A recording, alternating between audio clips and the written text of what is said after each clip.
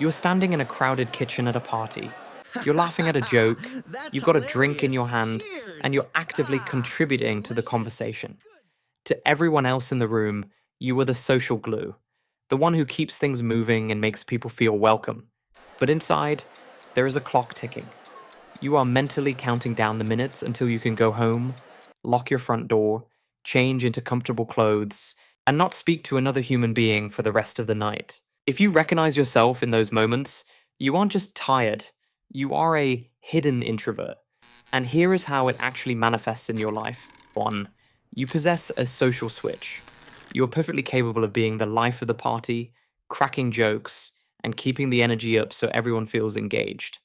But on the inside, you know clearly that this is a carefully designed performance, not your natural state. You aren't naturally that energetic. You are running a social script to make others feel at ease.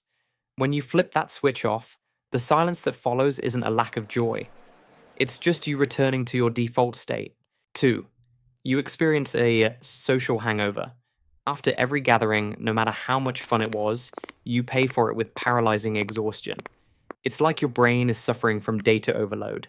You go home, collapse on the bed, and can't even fathom watching a movie. You aren't sad, and you aren't bored. You have simply drained your energy battery completely and need absolute silence for your brain to recover. 3. You always have an exit strategy. The moment you arrive at an event, the first thing you do isn't to say hello, but to calculate exactly when you can leave without drawing attention. You always have an escape route in mind.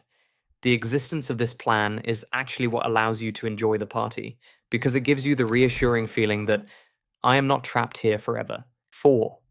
You constantly feel like you are performing. During conversations, you sometimes feel like you're watching yourself from the outside. You aren't just talking, you are managing the conversation. You are constantly monitoring your tone, your gaze, and your reactions to ensure everything flows smoothly. This isn't socializing, it's labor. Having to be both the player and the referee makes you twice as tired as everyone else. 5. You take on the responsibility of being the group's anchor. When the conversation lulls, you're the first to feel uncomfortable. You start asking questions, introducing new topics, or jumping in to fill the silence with a joke. You feel a burden to revive the room's energy. This is a heavy form of emotional labor. You're carrying the weight of keeping everyone entertained, and naturally, the price you pay is your own mental depletion. 6. People are shocked when you say you're introverted. The go to phrase you hear is, you, introverted, but you're so charming. This makes you doubt your own definition of yourself. You start wondering if you're faking it too well. In reality, you aren't faking it. You just have high social skills, which were built to protect your privacy, not to seek attention. 7. The need to completely disconnect. You love your friends and family, but after being around them, you need a period of zero interaction. You ignore your phone, turn off notifications, and just want to be in a dark, quiet space. This isn't alienation. It is a biological requirement for your brain to stop analyzing, stop processing social data, and finally be allowed to power down. It doesn't make sense because you really are having fun. You aren't shy, you aren't awkward, and you don't even dislike the people you're with. Yet, the moment you get in your car or close your bedroom door, the fatigue hits you like a wave. The confusion stems from how we define socializing. For some, being around people is how they recharge, like plugging a phone into an outlet. For you, it works the opposite way. Every interaction is a transaction. You are spending your internal capital to be funny, to listen, and to keep the flow going. You're performing cognitive labor disguised as hanging out. Because you are so good at it, people naturally invite you everywhere. They expect you to be on. And because you don't want to be a party pooper, you agree. Your brain has learned a dangerous habit. It prioritizes the social environment over your own biological need for rest. You label this exhaustion as abnormal or weakness. But this isn't weakness. It is your nervous system screaming that it has run out of fuel. You have spent so much time being the person who can handle every social situation that you've forgotten to factor in the time needed to recharge yourself. Once you accept that this exhaustion isn't a personality flaw, you can stop fighting it and start learning to manage your own energy. The reason your brain stays in that on mode until you physically leave the room is because it treats social interaction as a task that needs completion. You have a goal: to be liked, to be attentive, to be present. Your brain keeps that high performance engine running until it receives a signal that the mission is accomplished. The problem is, you never actually give it that signal. This week, I want you to experiment with premature departure. Most of your fatigue comes from mentally calculating how much longer you have to endure a situation. When you arrive at a party, part of your brain has already anchored you there for the next 3 or 4 hours. That mental commitment is what drains your energy before the first drink is even poured. Before you leave your house, set a firm, unchangeable exit time. If the event starts at 7, tell yourself you are leaving at 8:30. Do not wait to see how you feel. When you set that boundary, your brain stops treating the evening like an endless marathon. You are no longer in survival mode because there is a defined finish line.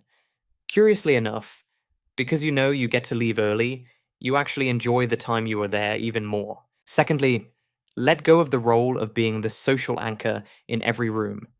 You frequently feel pressure to fill the silence or revive the group's energy. This is a very expensive behavior. Practice the low engagement pivot. When you feel that familiar itch to intervene to lift the mood, force yourself to stay quiet. Let the silence hang for a few seconds. You will feel an intense urge to jump in. That is your brain trying to maintain the social safety it imagines. Ignore it. When you drop the mask of the entertainer, you instantly reduce your cognitive load. You shift from the role of the host to the role of a guest. It will feel strange at first, but you will soon realize that no one minds the silence. In fact, they often find it quite comfortable. This is the most important identity shift. Moving from seeing yourself as a social chameleon to a social manager. A chameleon changes color to blend into the environment, constantly adapting to fit into the crowd, which is exhausting because it leaves you with no color of your own. A manager, on the other hand, knows exactly what their resources are. You start viewing invitations not as obligations, but as investments of your limited time and energy. You are allowed to say no to events that don't bring value to you. You are allowed to leave parties early. You are allowed to spend an entire lunch listening more than talking. These aren't signs that you are broken or that you've lost your edge. They are signs that you are finally treating your internal resources with the respect they deserve. You've been running on high beam headlights in the middle of the day. You don't need to dim the lights. You just need to learn when to switch them off so you don't burn out the bulb.